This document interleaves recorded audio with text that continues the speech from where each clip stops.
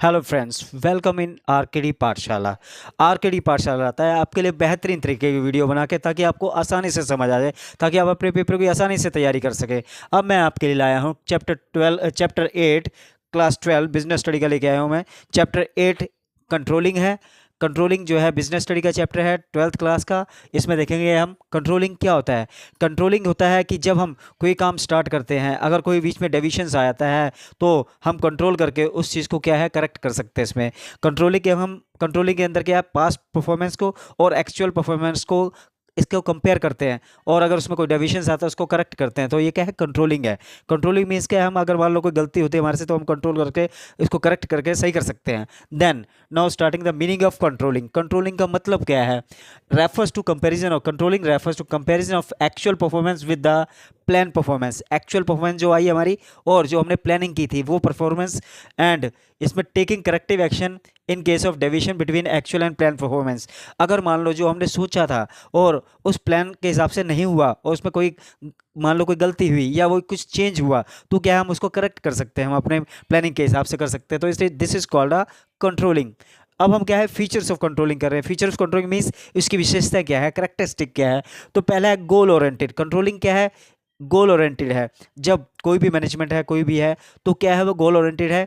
और क्या कंट्रोलिंग को है, गोल ओरिएंटेड करके चलता है। उसका पर्पस क्या है, सबसे पहले पर्पस लेके चलता है, उसको अचीव करने की कोशिश करता है। Then pervasive action. Pervasive means क्या है, कॉन्टिन्यूशनल, ये जो है परवेसिव है, सभी लेवल्स पे यूज़ किया जाता है। कंट्रोलिंग जो है, चाहे टॉप लेवल है, चाहे मिडिल लेवल, चाहे लोअर लेवल है, वह परवेसिव फंक्शन है। Controlling is both looking backward and forward looking. Controlling क्या है, आगे की तरफ भी देखता है और पीछे की तरफ भी देखता है। आगे की तरफ इसलिए देखता है कि रिजल्ट क्या आया, और पीछे की तरफ इसलिए देखता है कि हमारा पहले क्या रिजल्ट था। अगर मान लो उसमें डेविएशंस है या कमी है तो वो उसको करेक्ट कर सकता है। Now here controlling is continuous. Controlling we can say, जैसे प्लानिंग है नेवर एंडिंग, ऐसी कंट्रोलिंग है तो ये कॉन्टिन्यूस फंक्शन है। क्योंकि जब हम मान लो डेविएशंस आती है तो हम दोबारा से प्लान करते हैं उसको, अगर कोई डेविएशंस आती है उसको करेक्ट कर सकते हैं, एक्यूरेट कर सकते हैं। These are the features of controlling. Now we are discussing importance of controlling. Controlling की इंपॉर्टेंस क्या हमारे लिए, महत्व क्या है। पहला है अकम्पलिशिंग ऑर्गेनाइजेशन गोल। कंट्रोलिंग क्या है, ऑर्गेनाइजेशन का जो, कंपनी का जो गोल होता है उसको पूरा करता है। Then judging accuracy and standard, और ये एक अपने स्टैंडर्ड रखता है, जज रखता है, एक्यूरेट जो है एक्यूरेट डायरेक्शंस देता है उसके लिए। मेकिंग इफेक्टिव यूज और रिसोर्सेज, जो इनके पास रिसोर्सेज है उसका इफेक्टिव यूज़ करता है, और नो वेस्टेज रिसोर्सेज है उसको स्पॉइल नहीं करता।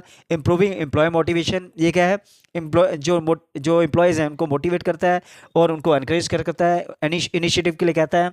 Then ensuring order and discipline, ये क्या करता है, ऑर्डर और डिसिप्लिन रखता है, ताकि मैन मटेरियल जो है सही तरीके पे हो और कोई भी काम है डिसिप्लिन में होना चाहिए।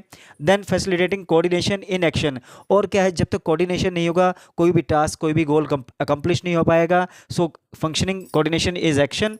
Now these are the importance of controlling, and this is the first video of controlling chapter. I hope you will like this. Thank you.